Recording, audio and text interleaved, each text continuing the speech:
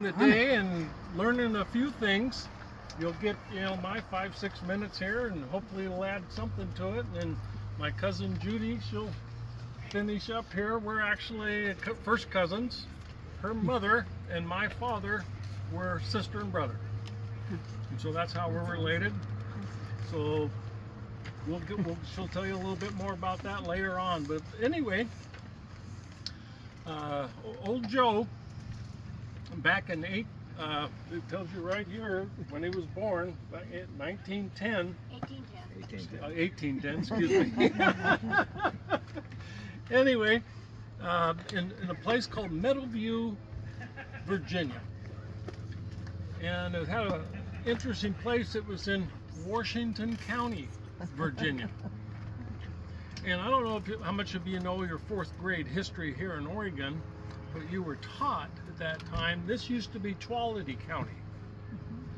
Well, before Joe Meek died here in Oregon, here in Washington County, he went to the legislature and he asked them to change the name of Tuolumne County to Washington County.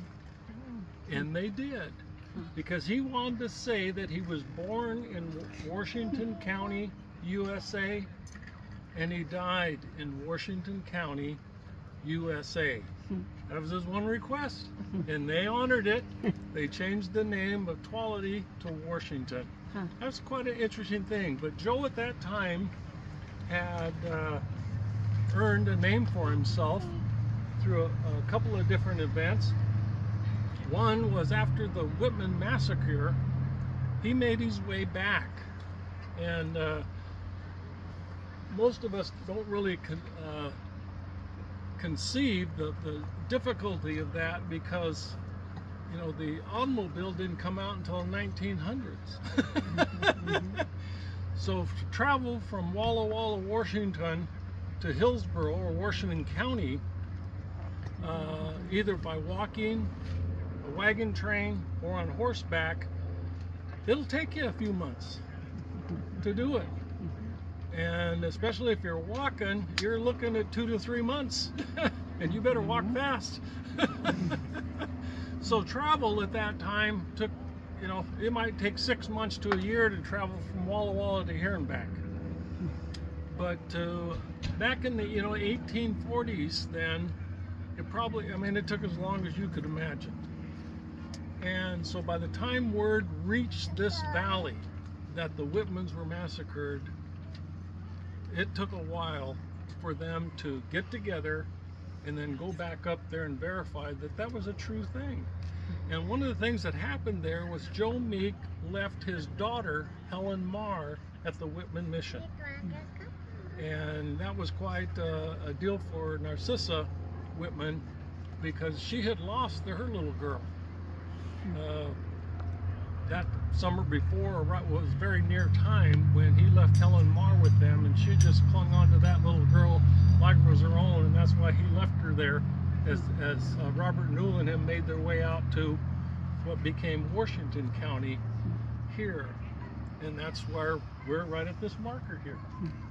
And Judy's going to give you a little more of that. Do you have another point you want to? Nope, go right ahead.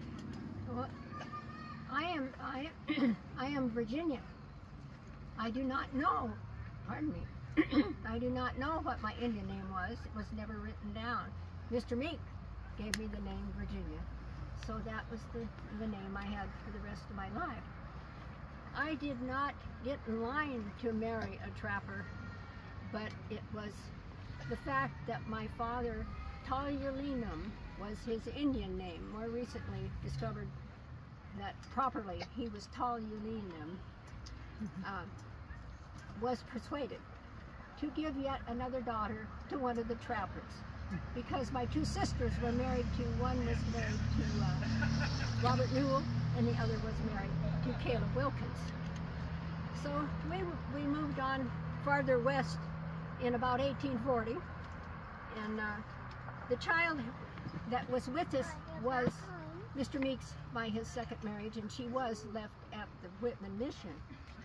Her mother had died, and Mr. Meek took her into our family, and But I cried when I heard of the Indian attack on the Whitman Mission, and that was in 1847, and of Helen's death of exposure.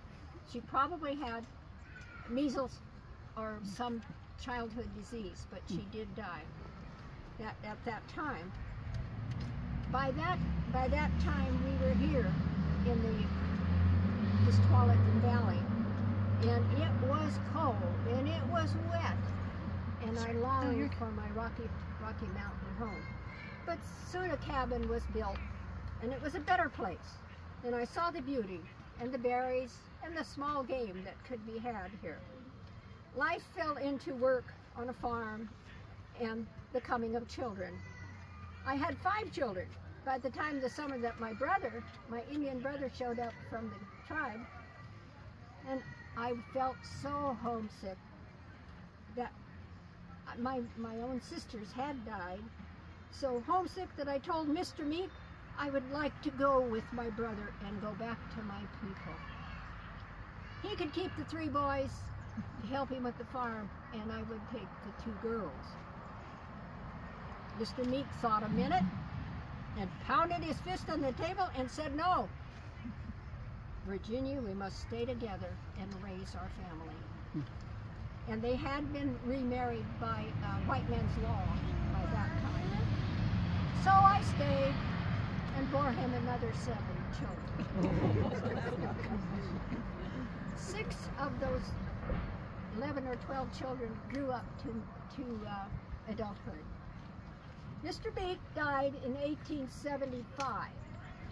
He was age 65 at that time, and he'd been traveling to sell a book about the Oregon history and about his own life, which was called River of the West. And he came home and he was ill. And it wasn't long until he did die in 1875. So I went and kept house for my 2 sons, Joe Jr. and Steve. They lived on a farm they had purchased separate from the donation land claim on Mountaindale Road. And when my 2 daughters died and my son Courtney went to live on the reservation, Joe Jr. decided to go and live on the reservation.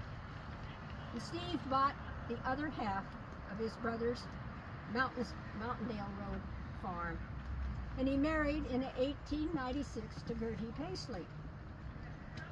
I told her the many stories of my life with Mr. Meek, and I lived on until age 80 and died in 1900. And I'm buried here with Mr. Meek and several of the Meek family that are in this row. So here we did make a home in Washington County, and she stayed. Virginia, Yes. what tribe are you from? The Nez Perce are known as the Nemu-Kuku. It's more commonly called the Nez Perce by American Navy systems. Thank you. Thank you. The last station is right